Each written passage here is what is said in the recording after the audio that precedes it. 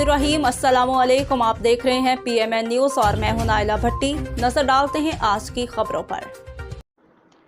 वजीराबाद के इलाके गखड़ में घरेलू रंजिश की बिना पर बहनोई ने अपने साले को कत्ल कर दिया। मुलजिम मौके से फरार, पुलिस मसरूफ तफ्तीश है। कत्ल की वारदात पुलिस चौकी गखड़ के सामने पेश आई।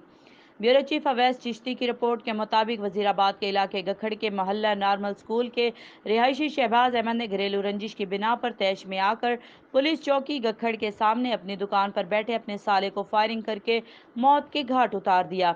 इब्तदाई मालूमात के मुताबिक मकतूल फरहान उर्फ फैजी मोहल्ला नॉर्मल स्कूल पुलिस चौकी गखड़ के सामने अपनी दुकान पर बैठा था कि मुलजिम शहबाज, जो रिश्ते में मकतूल का बहनोई था, ने अपने साले पर फायरिंग कर दी और मौके से फरार हो गया।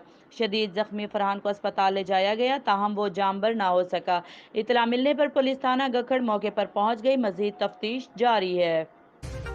अब तक के लिए इतना ही। मजीद खबरों से बाखबर रहने के लिए देखते रहें PMN न्यूज़।